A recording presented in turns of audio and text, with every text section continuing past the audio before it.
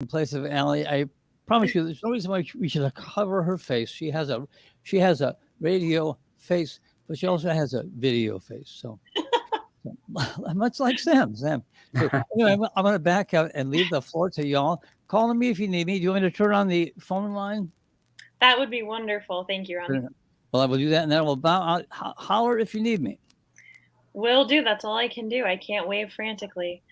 Um, You can. Yeah, really. Well, Sam can wave for you. there we Anyways, go. I'm looking forward to this. Sam, I love cooperatives. I love that model. I'd love to know how we can make this happen. I hear about people striking. Can't they just find a way to cooperate, start their own doggone business, and not worry about people who only have profit on their mind? My gosh, what a strange and sad thing. Anyway, I'll leave it to you. I'm going to steal any of your lines, Sam. Take it away.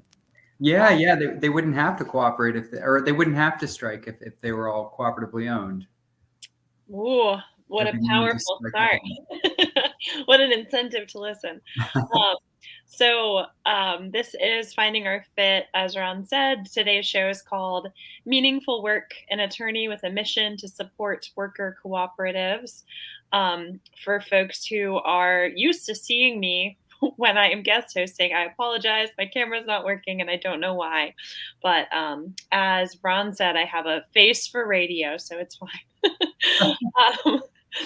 And for TV. And for video. He did say that. So anyways, my name is Allie Fisher.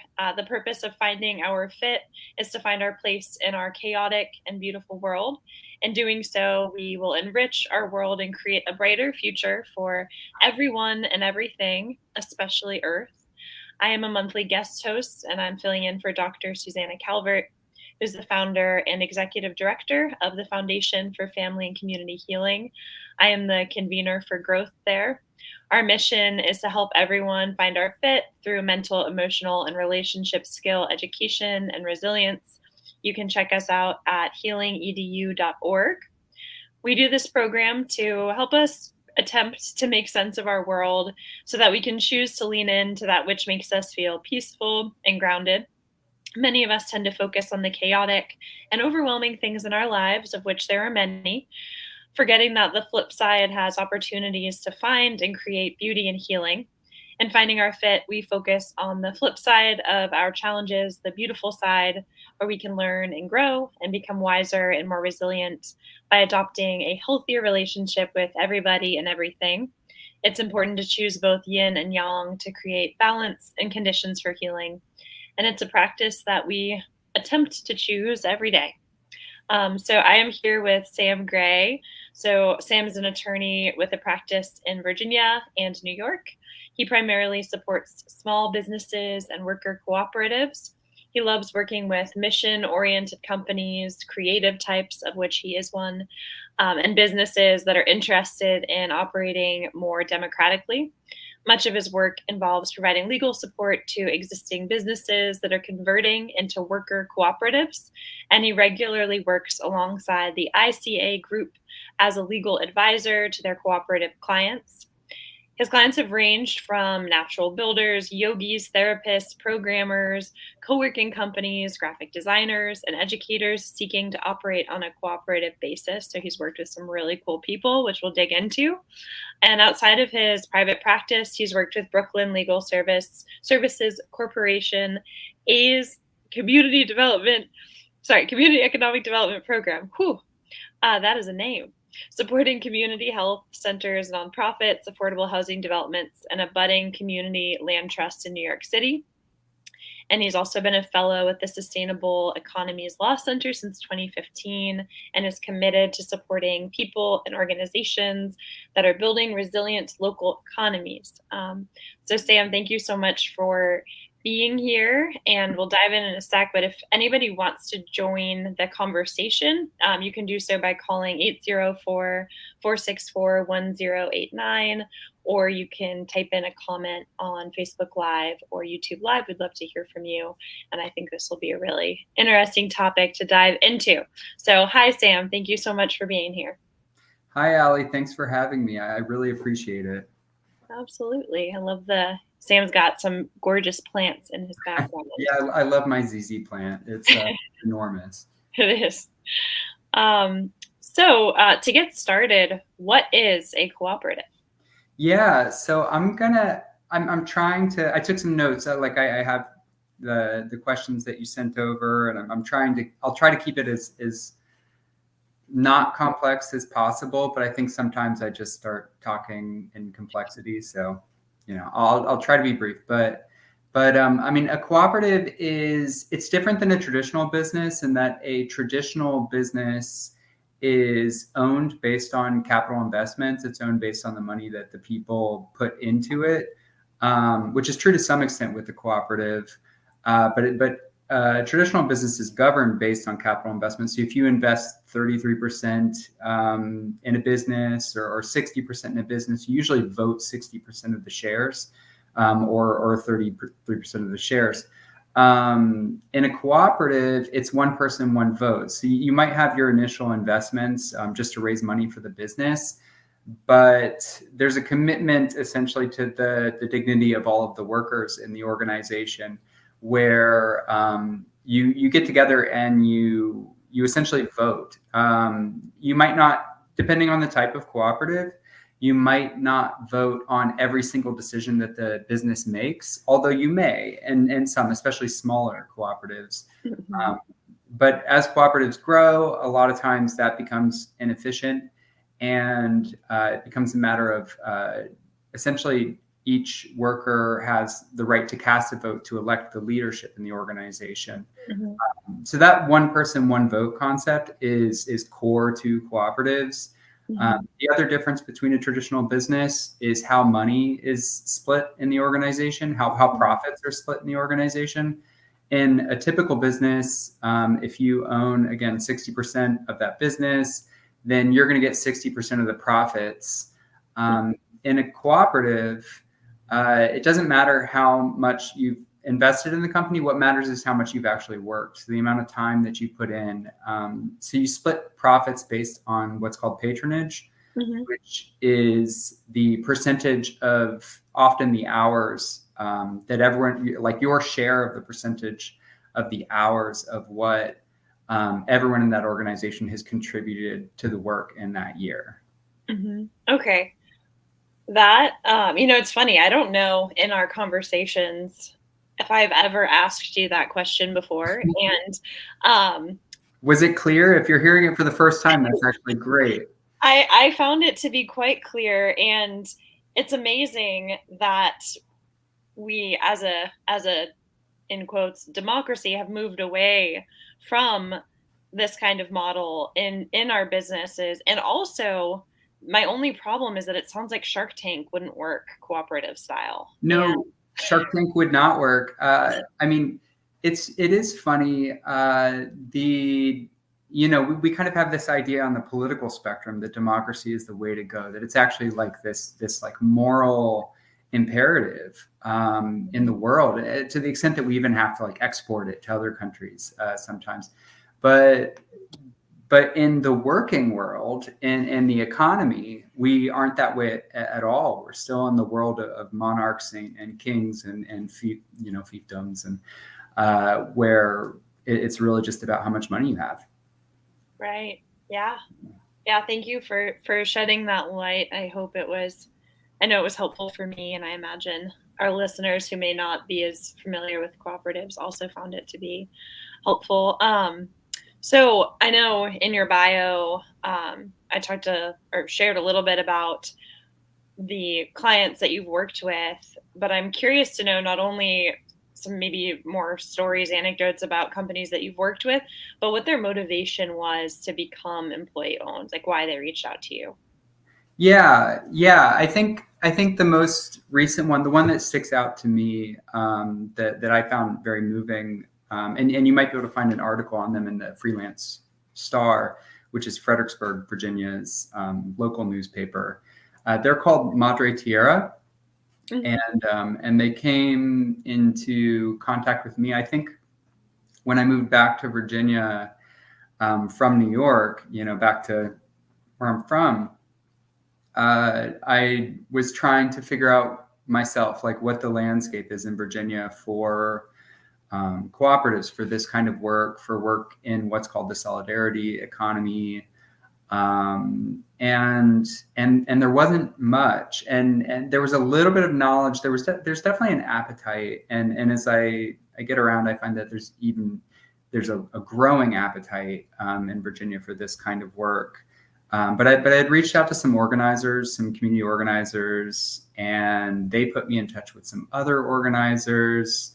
And I can't remember who they're working for. It's like New Virginia Majority or I can't remember, or organizing. Anyway, they put me in touch with the women at Madre Tierra.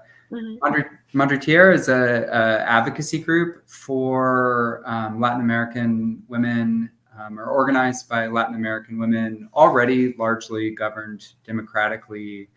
In Latin culture, the way I understand it, and in indigenous culture in Latin regions, cooperation in this way is much more familiar to them than it is to us often, and so it's kind of coming out of that culture. They organized and they formed this not that it's just one culture, it's many cultures, but they organized and came together and formed a women's group of, I think it's somewhere in the realm of like 50 or 60 people. And they, what they do is advocate for women in their community. So if a woman is particularly around like domestic violence issues, stuff like that. So if a woman is experiencing domestic violence issues like that, they will help that person in instances, get them out of that environment and bring them to places where they'll be safe. But a lot of women in their community, particularly because they're kind of outside of the traditional system, in the Latin American community, there are people who are undocumented, there are people who just don't have much money, and maybe don't speak English. And so there's a lot of risk, there's a lot of exploitation involved. And a lot of the women in their community and even in their group have experienced violence in that way, and violence on the job. And a lot of them work in house cleaning, like home cleaning. And so what they wanted to do was organize so that they're not each acting as individual people, just freelancing, working in strangers' houses, having really no way of protecting themselves, and organize into an established business. And so I worked with them to organize Escoba Mágica, which means magic broom. And that, I think, is 12 or 13 people right now. 12 or 13 of the women that are part of Madre Tierra. And they, and by organizing that, they're able to protect themselves more from exploitation in the economic market, exploitation of like a more physical or sexual nature. And they're able to access bigger contracts. They've started to appeal to organizations in Washington, D.C., and groups through their network in Fredericksburg to get bigger, contracts for bigger buildings. And, it's always a challenge for any business to get off the ground and really get established. I know it is for them because, it's a learning process for anyone who's starting a business, but they're getting there, and it's really exciting to see. Yeah. What a situation of empowerment, and like you said, I guess in a term that sounds maybe too corporate, like risk mitigation, but personal health and ability to thrive, risk mitigation. And that's a beautiful thing. Yeah. And I would just add that another big reason why clients come to me to become cooperatives is this concept of like the silver tsunami, where a lot of people are small business owners, and they have no retirement plan. They've like struggled their whole life to run a business. Maybe they've been successful, But it's hard to save in a business, and you don't really give yourself benefits in the same way that a traditional business has. But increasingly, there are really good like financing and lending options for groups of workers who organize and then want to buy out their existing owner who's ready for retirement. And then in that situation, the owner gets bought out, they get a big chunk of money for their retirement. The business gets to stay in that community and remain part of that community, and the workers become owners. So that's so beautiful. Yeah. Win, win, win. The Win-win. community doesn't lose a beloved spot. And then, that's beautiful. Thank you for sharing that. And just a quick reminder to our listeners that this is Finding Our Fit, WRWK 93.9 FM. My name is Allie Fisher, and I am here with Sam Gray talking about meaningful work, an attorney with a mission to support worker cooperatives. So you've shared a little bit that there's a growing appetite for cooperatives.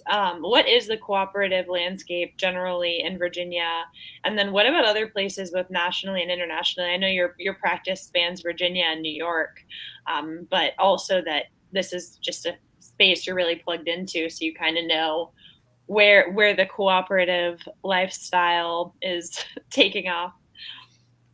Yeah. So it's developing. There's not a lot of support in Virginia, and that was part of my motivation in coming back to Virginia. I think I was really impacted not by any of my own graduation speeches in school, but by my younger brother's graduation speech. Whoever was speaking at the time was talking about how it was just so important to go in some place where you're needed, and that's part of like how you connect to your purpose in life. And in New York, it's like people are just fighting to be a part of even something that's like a little bit good. Like you have to fight to participate, but there are so many places in the world where you don't have to fight to participate. Like you're needed there, and to some extent, not to get in any kind of ego about it, but I feel like there's a lot of room here to grow the cooperative movement, and there's not a lot of support, but there is interest in organizations that are interested in developing. There are some people. There's an organizer that I know out in King and Queen who actually has been organizing cooperatives for a while, and then there's Beloved Community Incubator up in, I think, Northern Virginia. And their work are self-directed, which is essentially a type of nonprofit that allows its staff to kind of organize themselves while the board still takes good care of like mission stuff. And they support cooperative business development, which is so important because, we don't really know how to run businesses typically unless you have experience, and people just learn by failing. Until they get it right. So I want to be a part of organizing that. I've been working a lot with Virginia Solidarity Economy, Matthew over there, and we've been working together to probably organize a nonprofit to start providing some of these services that exist in other places for the cooperative ecosystem, for that kind of like market. And because outside of New York, outside of Virginia, there are a lot of different kinds of support. You have industry associations like Scenic and NCNOC in New York, and PACA in Philly, which act as places where cooperative businesses local cooperative businesses can meet together. It's almost like a little tiny chamber of commerce for cooperatives. You also have U.S. Federation of Worker Cooperatives, which is national, which anyone can plug into. You have organizers and established, really like historical, really rooted organizations doing cooperative organization or cooperative organizing. The ICA group has been around for a while. Cooperation Works, which is I think in the South. It's been so interesting to learn more about what's happening in the South on this kind of work, because it exists. It's just kind of a little under the radar. incubators, bless you. There are incubators like Industrial Commons in North Carolina, think tanks like Democracy at Work Institute and Sustainable Companies Law Center, actual legal service providers like Take Root Justice in New York. I hope it's okay that I'm just shouting out everyone. Yeah.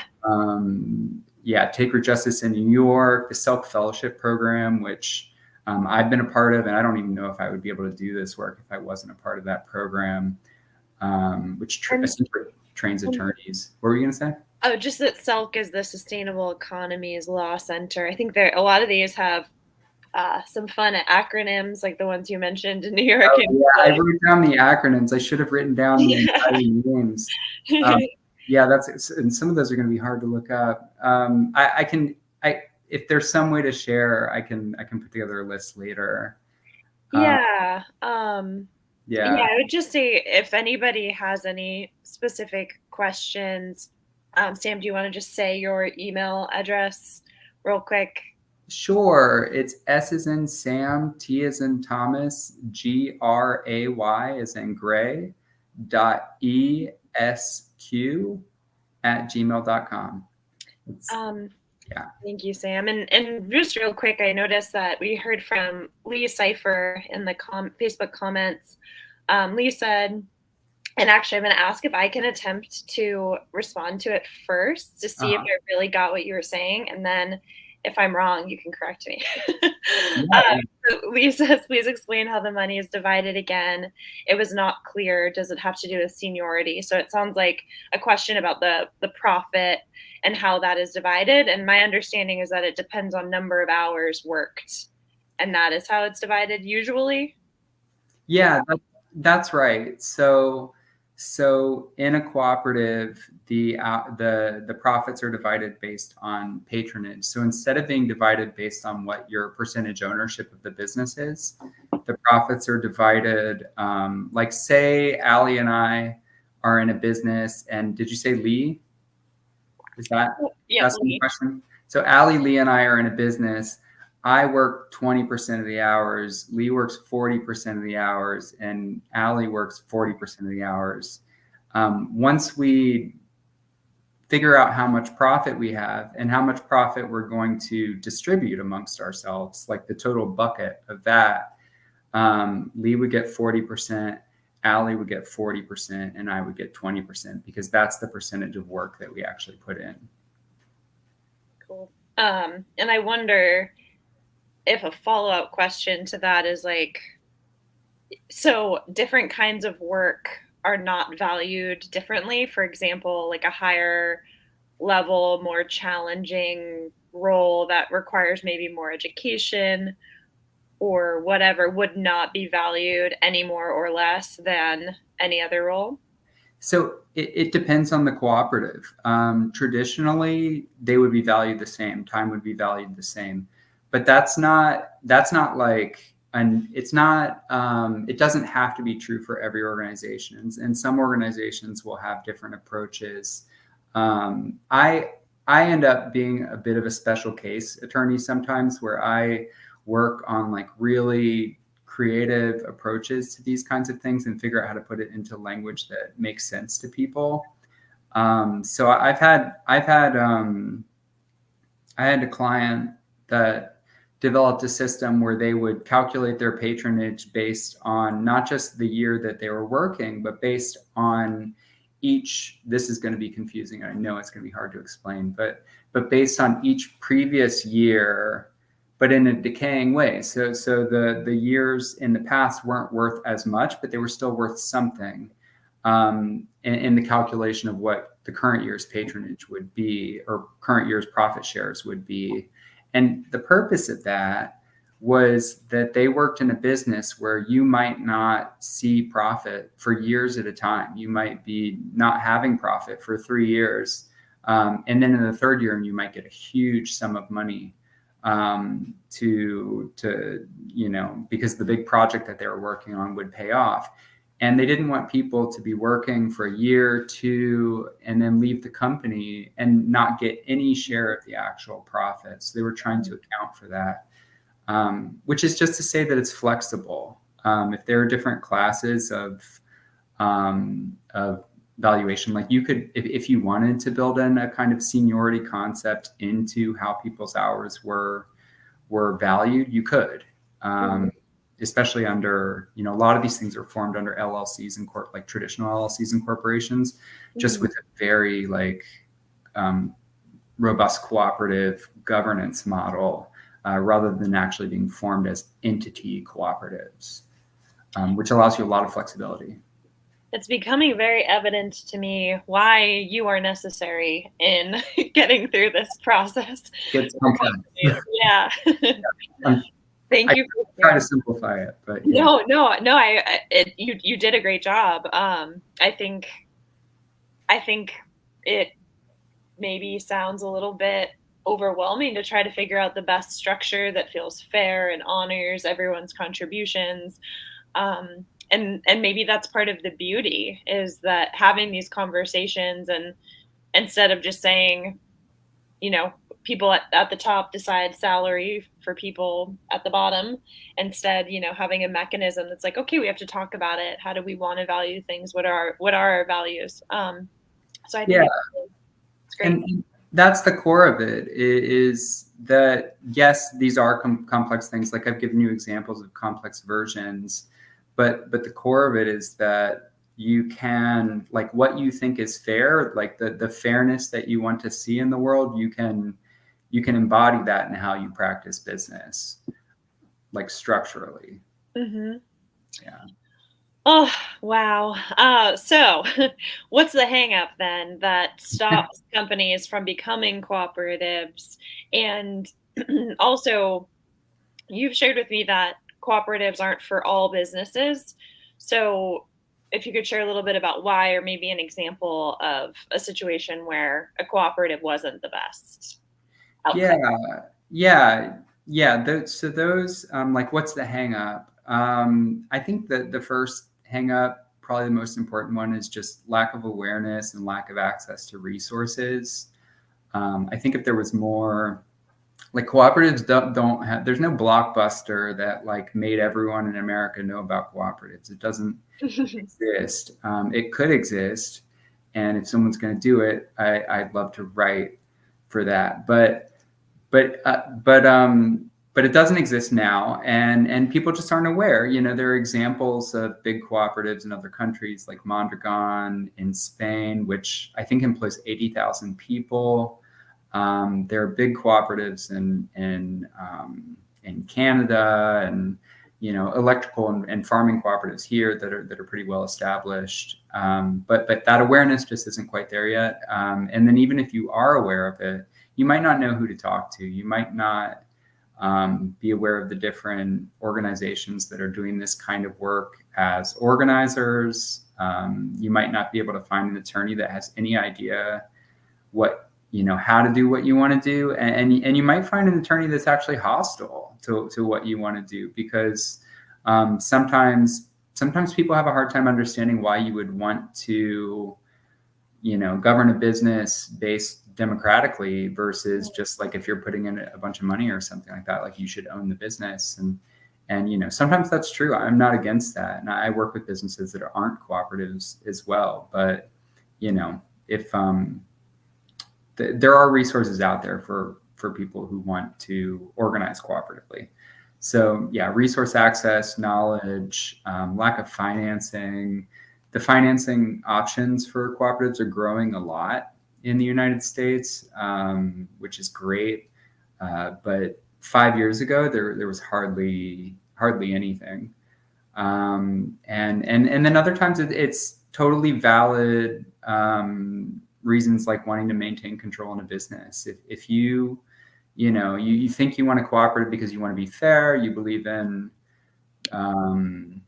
democracy, or it sounds like the next big thing or something like that, but you're putting in 90% of the money, you want to control 90%, you're afraid of losing your money, that's totally valid. And some people just, the cooperative isn't the right model for them at the time, because they want that control and they want that majority stake. That's understandable.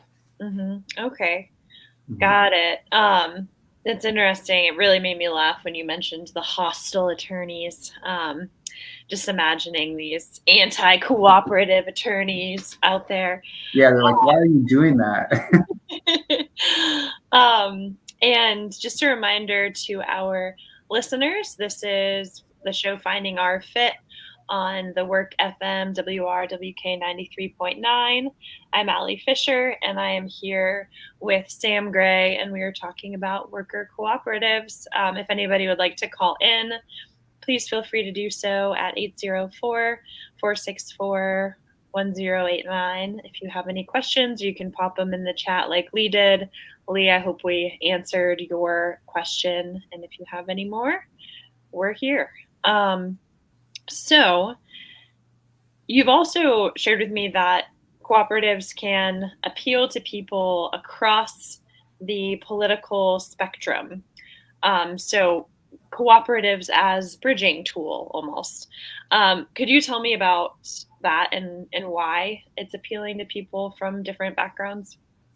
Yeah. I think the core of why it's appealing to people from different backgrounds is because it still is about work, and it still is about people, working in the world, participating in what we call free markets, or what markets in the country and internationally.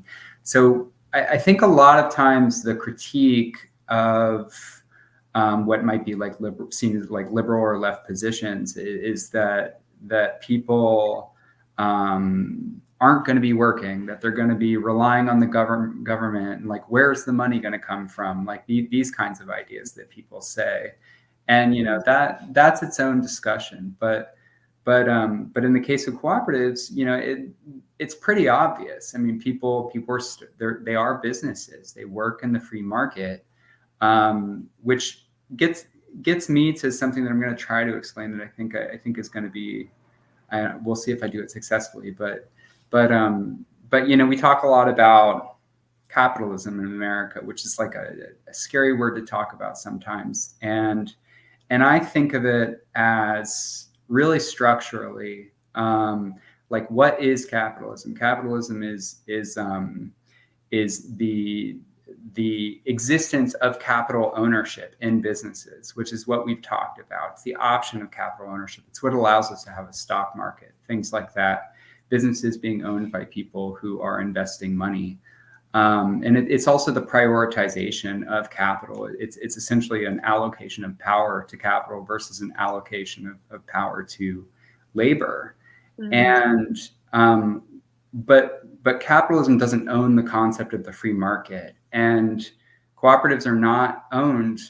They're not owned based on capital. They're owned, or they're not governed based on capital. They're not dominated by capital. People put capital into them. They participate in those capital markets, but their governance is not dominated by capital, and their profit share is not dominated by capital, and they still participate in the free market. So it's kind of this thing that can exist in a way where the power of capital is mitigated, and I think put into a more balanced state where people's labor is more properly rewarded. Because people are getting rewarded based, they're getting a profit share based on the labor that they're actually putting in. The share of our economy that goes to essentially capital ownership in business, people who are not working, is enormous. And the amount that gets split in wages amongst actual laborers gets smaller and smaller and just stagnates. So the cost of living goes up, and people don't make that much money. So life just becomes so hard, and it puts so much stress on so many people. I don't mean to get into what might be controversial ideas, but I hope not controversial, because what I'm trying to express is that there are ways where I think models like this can hopefully create more balance and actually reward people who are working every day, and give them a fair wage, and allow them to, work in the same way that they'd be working in any other company, and participating in markets in the same way that they would be participating in a more traditional company, but their labor is more like fairly rewarded. Okay. Yeah. So it shifts the emphasis to the work that humans are putting in rather than the fortune that they may or may not already have generationally that they're able to invest, or that, maybe it wasn't generational, maybe they had a successful business and they made a lot of money, but just shifts what is rewarded and what is valued. Yeah. So I guess this next question, about how can cooperatives lessen wealth inequality? I mean, I think in some ways, we talked about that just with the concept that people's labor is treated the same or more equally than under our current system, or when companies are not cooperatives. Is that kind of it? It's like every company that decides to be employee owned is kind of taking a stance saying that people should be valued, their labor should be valued more similarly than it is currently. And the more cooperatives there are, the more of an impact that will have on wealth inequality generally. I think that stance definitely exists in the cooperative world, and I really do want to. I think it's important that we, it's a hard conversation to have because there's so many terms and concepts that are stigmatized and highly charged, and so I think that's why I think it's helpful to kind of discuss these things in structural words, like the existence of capital ownership versus democratic governance, or governance that's based on capital. I'm sorry, we're getting in the weeds, but yeah. So I think, I think cooperatives do, or people who are in the cooperation space often do take those positions, but I think you also don't have to. I mean, cooperatives exist in agricultural spaces. Like in Virginia, there are a lot of farming cooperatives. There are a lot of electrical cooperatives that are largely conservative. The members in those are largely conservative. And I don't think they are invested so much in like the critique of or kind of like thinking of the relationship of capital to labor so much as they are just trying to have a good life for themselves and cooperate. So I mean, at the end of the day, cooperatives, for everyone are about cooperation. It's about operating communally, or not like pooling resources in that sense, but really trying to find the value of your labor, working together.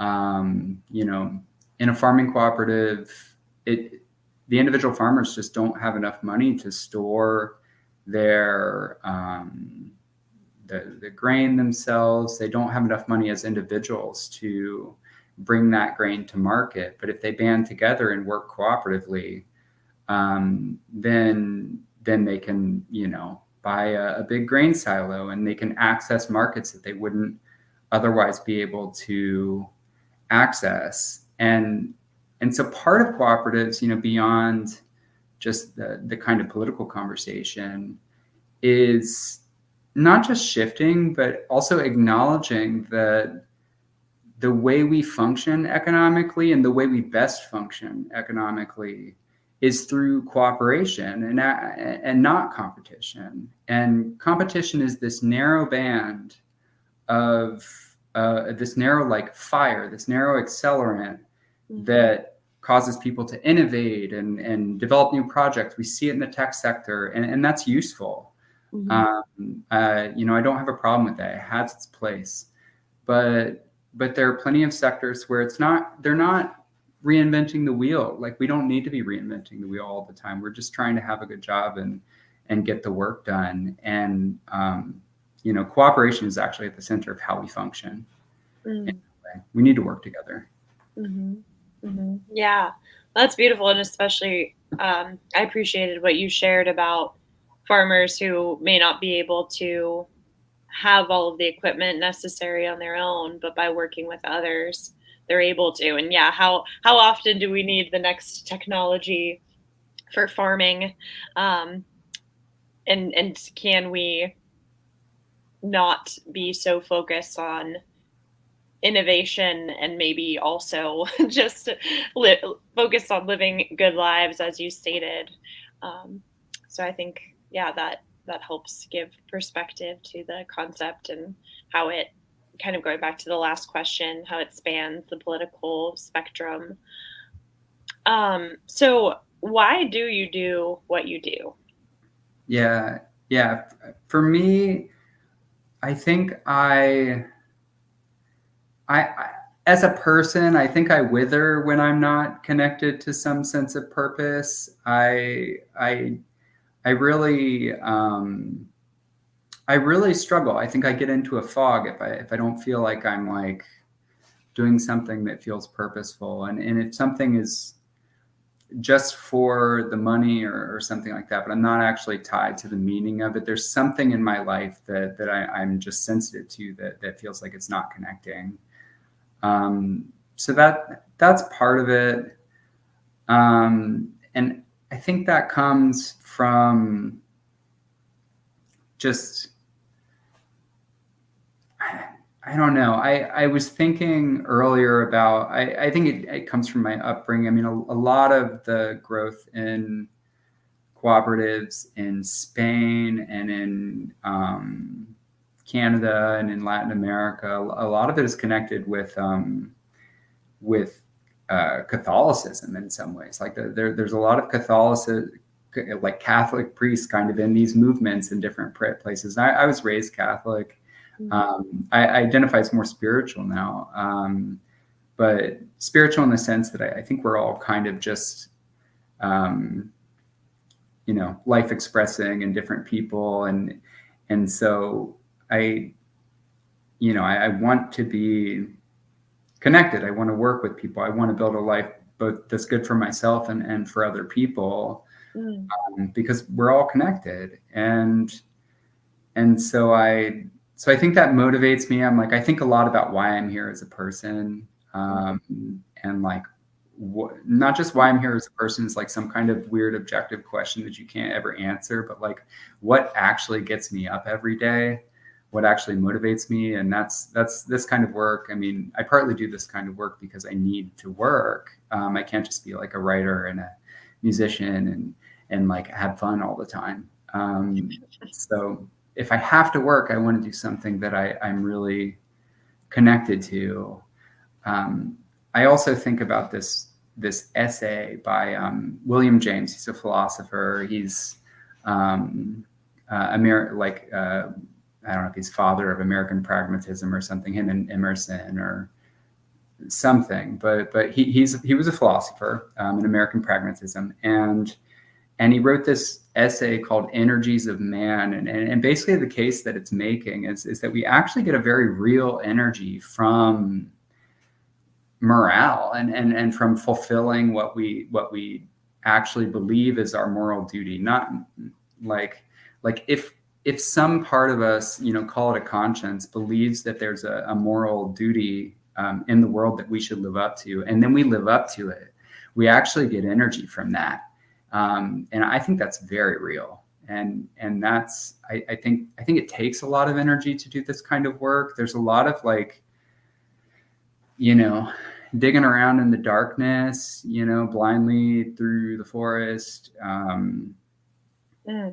trying to figure out what to do next. And I think that's true for every small business person too. You're trying to figure out what to do, and you have to have some faith that it's going to work out. But you also need to have the energy to just kind of keep doing it. And I think you get that from, achieving like milestones that you've worked on, achieving things that you find intrinsically meaningful, things like that. So I get energy from it. Yeah, that's wonderful. And I think what you shared about having work that is meaningful and it's just so clear to me how much thought you've put into this, and moving into this space is something, you're one of not many people in this space in the state of Virginia. And so I think it's a really powerful thing to kind of be a trailblazer and to try to have these conversations. As you said, it's so complex. And so to try to be, out in the world and share what you've learned in a way that is empowering and enlightening, and the fear of like maybe people aren't always super receptive to new ideas or concepts, or don't like things being explained to them. And so the way that you move in the world and try to have those conversations in a welcoming and supportive way, and opening the door for conversation, I think is really, really powerful. So thank you for all of your efforts to that end. Thank you, Allie. Yeah. I appreciate that. So how do you balance your professional life with your personal life? Because you have, as you mentioned, this work, as we've mentioned, this work is complicated, and so I imagine there's a lot of reading, a lot of writing, a lot of hard work, and in order to make space for that and have the energy for it. I know that you're a creative type. What gives you that energy outside of those kind of, I guess, work wins? Yeah. I think the answer is, I mean, there are sacrifices in that balance. I mean, there are moments where I struggle to have the energy to do something, or where I just have to take it slow and get through it, or aspects of things you wanted in life might not have come together or something like that, because I'm, for myself, like focused on my work and my passions and things like that. So there are sacrifices. There's not always a balance. But I would say for myself, I in my life, in the things that are within my control, I do mostly, I feel, maintain a balance. Partly because when I fall out of that, I feel like I'm almost not, I have a hard time functioning if I fall out of that balance. So I'm very attentive to it, attentive to like where my energy is coming from. Also, a lot of my ideas, or a lot of my hobbies and things I do, and even the work that I do is generative. It's not like it's this zero sum thing where I wake up in the morning with a set bank of energy that just gets depleted through work, or if I'm going to take this lesson or go to jujitsu or something like that. It's not that it's all depleted. It's like I wake up and I meet with a client and I adore them, and I am excited about their project, and I get a lot of energy from that, and I come out buzzing. Like, I love a lot of my clients. I think they're really creative people. They're really well-meaning people. They're trying to really do things in the world, and they've committed to that and make sacrifices for that. And I find that really inspiring. So that's generative in a moral sense. And then if I get out and I go to jujitsu or some class, or we met in Zouk class, and which is like social dancing for anyone who doesn't know. And those things, it's like being in your body, somatic practices, dancing, jujitsu, martial arts, exercise. Those things, your head can be spinning. You can be sad. Something really bad might have happened in your day, and you kind of get stuck on it if you're not getting back into your body. But if I go onto the mat in jujitsu and roll with people, it's like I have no choice but to be immediately present in that moment, or I might get hurt, and I'm just having fun. It's like being like a little puppy dog rolling around. And then when I come out, even though I've been exercising pretty heavily for an hour, I feel mentally rested because that part of my brain has been off. So my body is tired, but my brain is rested. So it's a lot of thinking like about energy and about like what kinds of practices are generative to what kinds of needs we have, and balancing those out rather than just kind of a narrow concept of rest, of just like sleeping more or something, which is also very, very important. We sleep enough. Yeah, I really appreciate what you said about kind of the energetic cycles and how even things that may expend a lot of energy can still be energizing, and the difference between mental fatigue, physical fatigue, and I imagine emotional fatigue, and how it's this kind of dance and balance between refilling and using each category. So thank you for sharing that. And I think especially what you shared about the mindfulness required for doing jujitsu. And I think, some of the other more physical things like the being forced into the present, and that being a learned thing that can be helpful also in being present in work.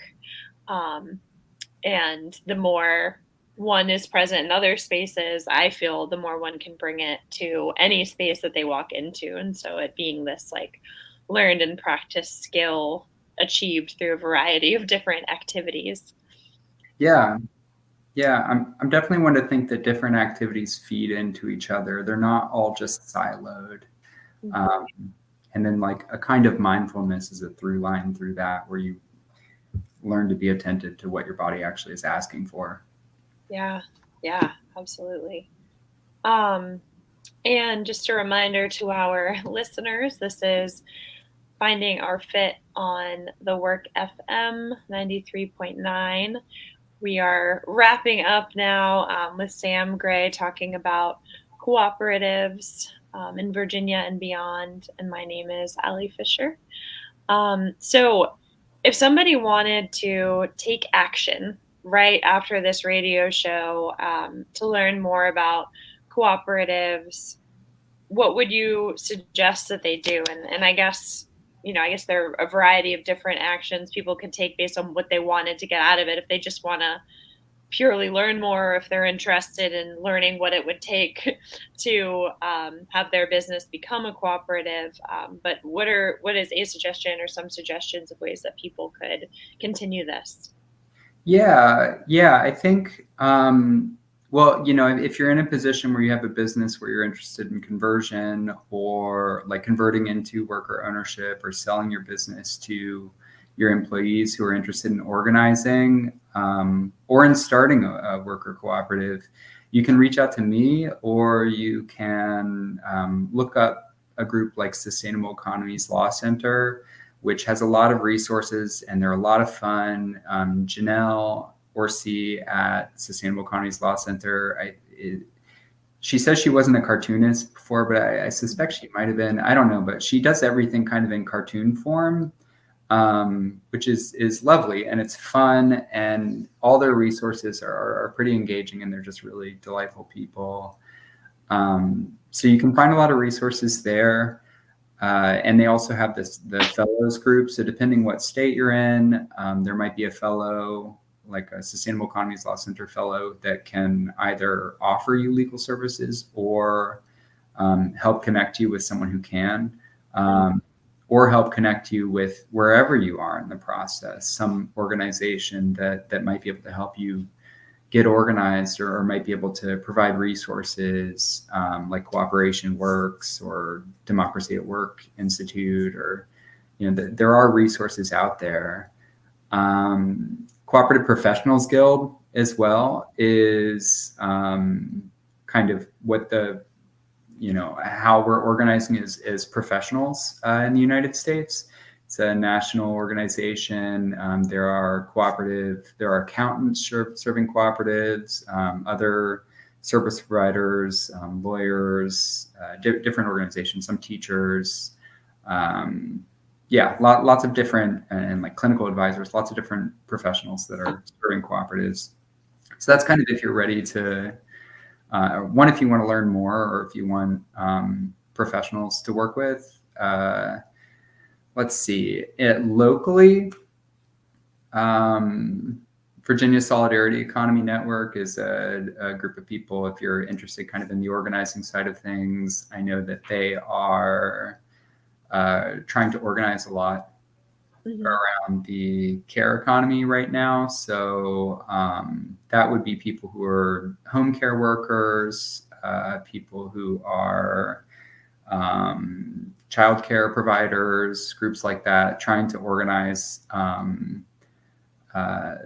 that community of workers into having some solidarity and maybe a cooperative amongst themselves, either regionally. I know they're doing a lot of work in Southwest Virginia, or statewide. And there are organizations that are doing that kind of work elsewhere. I know ICA Group actually works with a lot of people in the care economy. I think there might be something called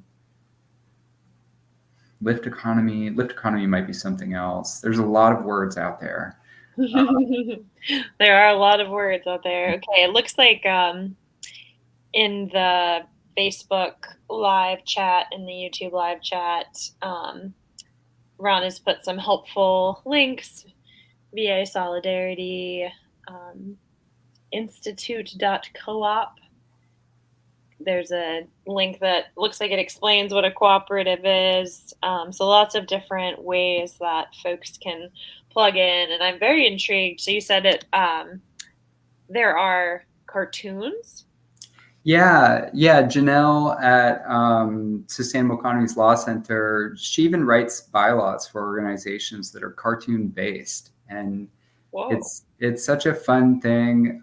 It's not for everyone. Not everyone wants their governing documents or their business to be in the form of a cartoon, but some people do. And it's also just such a wonderful learning tool. I mean, she's an amazing person.